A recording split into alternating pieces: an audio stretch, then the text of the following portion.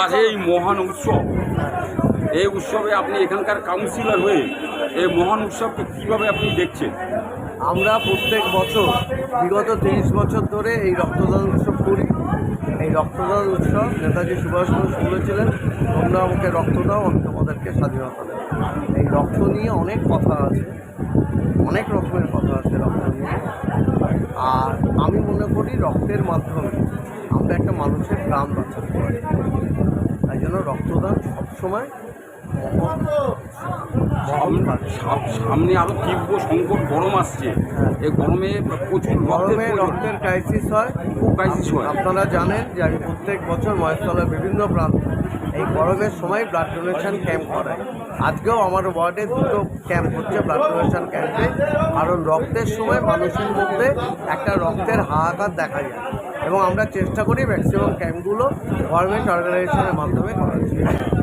আমার না বললে নয়, আমি সারা পশ্চিমবাংলা সারাদিন চষে বেড়াচ্ছি চারিদিকে, রক্তদান শিবির অনেক জায়গায় গেছি, কিন্তু এখানে এসে আমি অভিভূত হয়ে গেলাম যে এত মানুষের সমাগম কীভাবে হলো। আমরা যে কোনো ক্যাম্পে এই রক্তদান করি না কেন, মিনিমাম 100 আমাদের টার্গেট। 100 মিনিমাম, কোথাও 500 থাকে। আর আমরা এবার একটা উদ্যোগ নিয়েছি, যারা রক্ত দেবে তাদেরকে আমরা একটা গাছ উপহার দেব। কারণ জানেন, গোটা বিশ্ব উষ্ণায়নের মাধ্যমে আজকে যেভাবে বিশ্ব উষ্ণায়ন শুরু হয়েছে, সেইখানে যে হারে ব্যভিচারে গাছ কাটা হচ্ছে, সেটাকে রাখার জন্য এবং নতুন করে পরিবেশের সামঞ্জস্য বজায় রাখার জন্য আমরা প্রত্যেক রক্তদাতাকে একটা করে গাছ উপহার দেব। আপনি এখানে রক্ত দিতে এসে, এই রক্ত একটা উৎসব, রক্ত দেওয়া এটা সামাজিক কাজ, তা কি মনে করছেন? দিতে পেরে কেমন লাগবে আপনার? ভীষণ ভালো লাগে। দাবদাবও খুব গরম আসছে, রক্তের সংকট, তা আপনারা যে এগিয়ে এসছেন, সমাজের একটা সবচেয়ে বড় কাজ, তা বাড়ি থেকে কীভাবে সহযোগিতা পান এই যে এগিয়ে এসছেন? আমি ভীষণভাবে সহযোগিতা পাই, আমার বলতে ভালোবাসি যেহেতু, সেই কারণে কেউ সবাই সহযোগিতা পায়। একদম। আমার বাড়িতে আমার শাশুড়ি পেশেন্ট, তাকে রেখে হাজব্যান্ডের কাছে রেখে দিয়েছি। আচ্ছা, প্রতি বছর রক্ত দেয়? আচ্ছা আচ্ছা। এবারে আপনার নাম কি? বন্দনা রায়। হ্যাঁ, বন্দনা রায়। দাদা, এখানে রক্ত দিতে পেরে নিজেকে কেমন মনে হচ্ছে? খুব ভালো লাগছে, কেন আমার এমনিতেই খুব ভালো লাগে রক্ত দিতে, যেহেতু আমার ডিউটির কারণে দিতে পারিনি। যখন যেখানে পারি আমি দেখি, আমি 3 মাস 4 মাস হয়ে গেছে, সুযোগ পেলে আমি দিয়ে দিই। আমাকে দিলে একটা শরীরের মধ্যে একটা ভালো ফিলিং একটা আসে, এই জন্য আমি রক্তটা একটা সভ্য সমাজের মানুষের সামাজিক কাজ। অবশ্যই মানুষের মধ্যে তো রক্তের কোনো ইয়ে নেই, না কোনো রক্ত কিছু নেই, খুব ভালো জিনিস।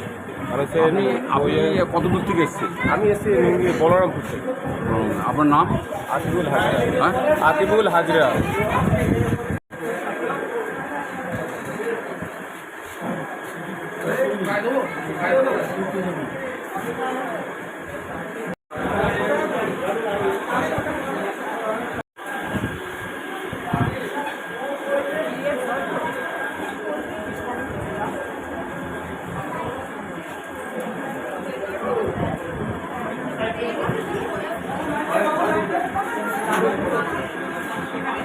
দিচ্ছেন রক্ত নাকি না এর আগেও দিয়েছেন?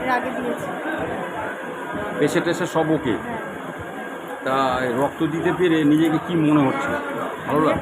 সামাজিক কাজ আমার রক্ত যদি কেউ আমার থেকে রক্ত নিয়ে কেউ যদি উপকৃত হয়, সেটাই তো, যে একজনের প্রাণ বাঁচবে। কারণ রক্তর এখন প্রচুর চাহিদা প্রত্যেকটা মানুষেরই এখন, মানে বিশেষত যাদের ডায়ালিসিস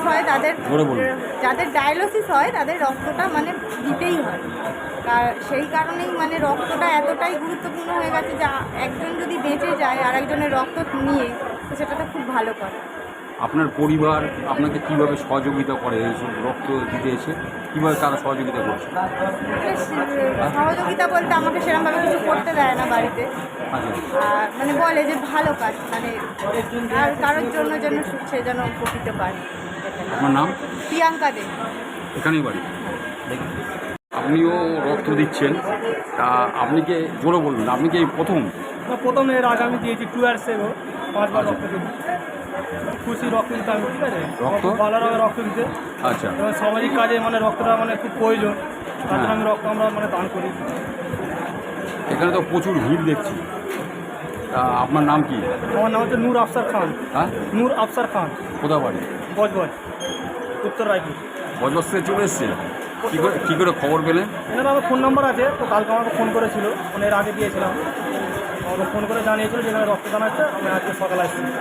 সব সময় দেন নাকি এই প্রথম? সবসময় না, সবসময় করতে পারি।